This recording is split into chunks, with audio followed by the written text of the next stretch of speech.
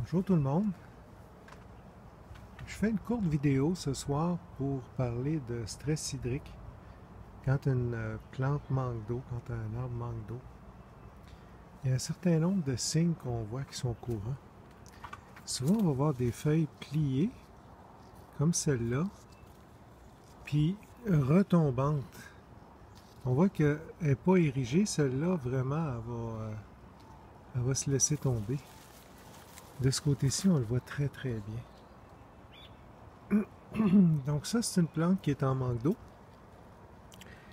Je l'ai plantée il y a exactement un an, un petit peu plus qu'un an, au printemps 2019, à racine nue.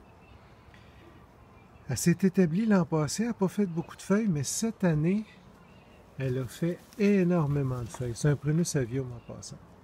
Donc, elle a énormément de feuilles, elle a bien débourré, puis là, il ne pleut pas. Il y a des feuilles partout, là, sur toutes les branches, là, il n'y a pas de coton, pas de tige, pas de feuilles.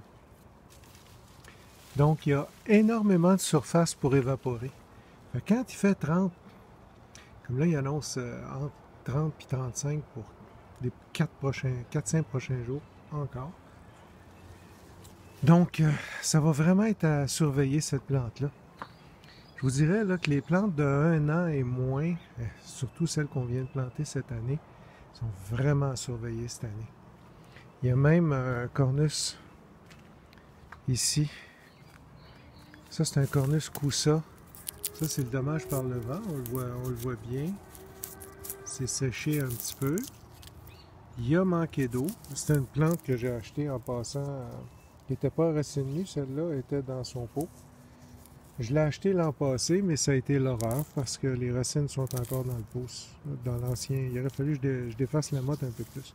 Mais on voit bien que les feuilles sont retombantes. Regardez comment elles ne sont pas érigées.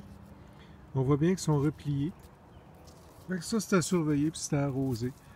On est rendu, on est encore à mi-juin, puis pas des farces, on est déjà comme si c'est comme si on était à fin juillet, début août, puis ça faisait qu'on est en plein milieu de l'été, là, en pleine canicule puis en pleine sécheresse, alors qu'on est encore au printemps.